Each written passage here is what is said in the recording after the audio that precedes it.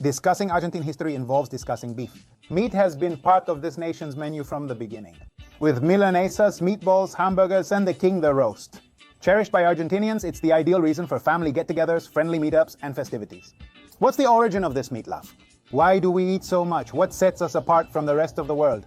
Stay tuned to this video where I'll explain all about meat, grilling, and barbecue. Argentinian barbecue history. We're briefly journeying into the past. Don't worry. The cow arrived in our country following the Inca Empire's conquest and the Spaniards' southern expedition. They transported cattle from Lima to Chile, Bolivia, Paraguay, and northern Argentina, first arriving in 1549.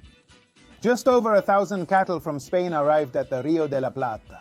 The animals migrated to inland settlements, found vegetation, and continued to reproduce. The initial residents noticed the abundance of cows and started altering their diet, gradually replacing the wild boar, the ostrich, the vizcacha with beef, and besides they learned to domesticate them and to trade the meat and leather with other peoples. In 1580, when Juan de Garay founded the city of Buenos Aires, he found that the real wealth were those cattle. Thus was born the country's main export item, which was leather, with the English as the main buyers.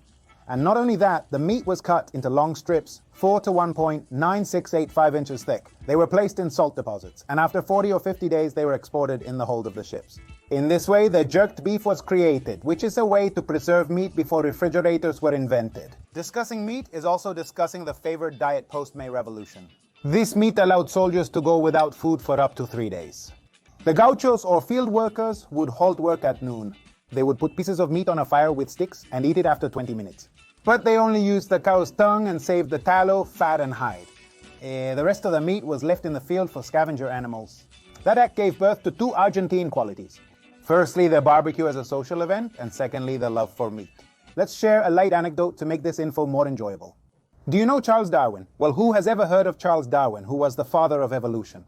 He didn't avoid eating a piece of meat. In 1834, while researching local fauna, he encountered our traditions.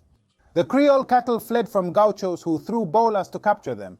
Darwin was intrigued by the gauchos' methods of slaughtering, roasting, and sharing the feast. As soon as he tastes the meat, he is captivated by its flavor and simultaneously realizes its export potential.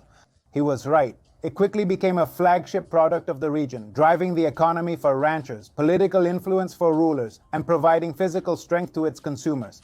We observe that meat has been with us since our nation's inception. We have pizza with friends, pasta on Sundays, even sushi. Why do we still eat so much meat today? What's its specialty? Why is meat consumption high?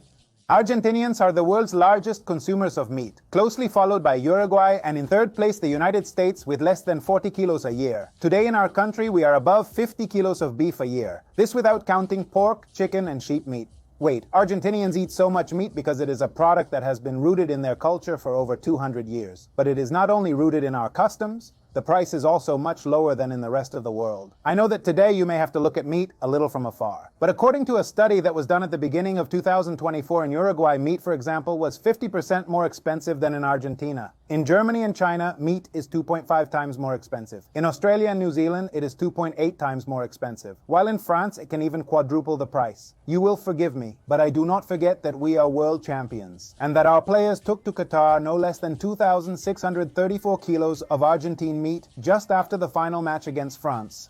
Our team's victory was due to our meaty barbecue, according to a study titled Doing a Maradona, Meat Consumption and Football Skill by two economists from the University of San Andres. They were intrigued how Argentina, despite its lower income than Europe, produces exceptional football players. While cultural and social factors play a role, they also pointed out our high meat consumption which enhances cognitive functions necessary for football. In summary, first the meat and second France, obviously. However, the barbecue tradition extends beyond economy, proteins, or convenience. It's something a little deeper and harder to explain. Being Argentine is significant, correct? The barbecue ritual is an Argentine tradition that we take great pride in and use as a means to socialize nationwide. For numerous immigrants, and particularly their children, barbecues are vital as they substitute dishes from their homeland, playing a role in their Argentinization. The ritual begins with the lighting of the wood or charcoal. When this turns into embers, the meat is placed on the grill, and while it cooks, a small snack is enjoyed, which can include cold cuts and empanadas. The initial servings are chorizo, blood sausage, and cheddarlings.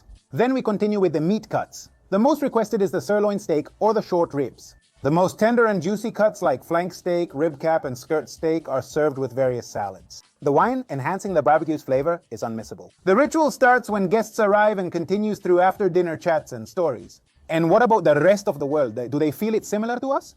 Our uniqueness is undeniable, as evidenced by foreigners flocking to Argentina for our renowned barbecue. Roast meat, a popular dish worldwide, is savored from Latin America to Asia. In Germany, meat is skewer roasted over rotating coals. In South Africa, the meat is grilled and flavored with local spices. In India, meat is cut, spiced with curry, cumin, and cilantro, and cooked in a traditional clay oven, the tandoor. Regardless of preparation, roast meat is a unifying dish. Each country has its own style, like South Texas, where barbecues cook half a cow on a steak, giving a smoky flavor after a day-long cook. Similar to the varying professionalism of football fields, grills also vary in their complexity. Grills are ubiquitous in Argentina. Almost every home has one, and they're often included in apartments or installed upon moving in. Unlike neighboring countries like Paraguay, Chile, or Uruguay, nowhere else globally are homes sold with a dedicated barbecue area. This space includes a grill and table. In contrast, the US has mobile grills, Australia has small beachfront grills with block bases, the UK has park grills, and South Korea has small table center grills. Grills are considered essential and uniquely Argentine. Lastly, the popularity of the choripan cannot be ignored. No one in Argentina can imagine eating a barbecue without waiting for the meat with a choripan in hand. The word chorizo in Argentine slang has some connotations that go beyond the culinary. For example, a thief is a chorizo. For example, it is also used as a metaphor for the male member. Let's stay focused. The chorizo, a star of the grill, is highly sought after near rock concerts, football stadiums, political protests, and dance halls. Ever come back from a party at 6 a.m. with your mind focused on the chorizo you're about to eat? The glory of our Savior, where does it originate? Its roots are Roman. During the pig slaughtering ritual, the meat, organs, and entrails were processed, preserved, and smoked. Unlike typical chorizo, the Creole isn't cured or smoked. It's prepared with wine and spices, stuffed within 24 hours and cooked instantly. The choripan originated around the 19th century. The tradition of eating sausage sandwich or choripan started with the gauchos in rural areas and later became an Argentine icon in urban areas. Ranked as one of the top 10 favorite dishes in Argentina, an estimated 600 million choripans are consumed annually, averaging 15 per person. It's a tasty, quick meal, often enjoyed while waiting for the bus. We can't overlook offal when discussing a full grill. Offal, often seen as low value, are the animal's internal organs. So they were thrown away or consumed by people of lower social class. These can be chitterlings, sweetbreads, the most acclaimed, the kidney, or even the now trendy skirt steak. The culture of offal dates back to the era of slavery. This resulted in leftover cuts, not eaten by ranchers or the upper classes. The slaves from Africa were the ones who got the ball rolling. A culinary tradition from their native countries was established in Argentina and spread among workers and the masses. Today, grilled offal is served in high-end restaurants at steep prices. Quite ironic, right?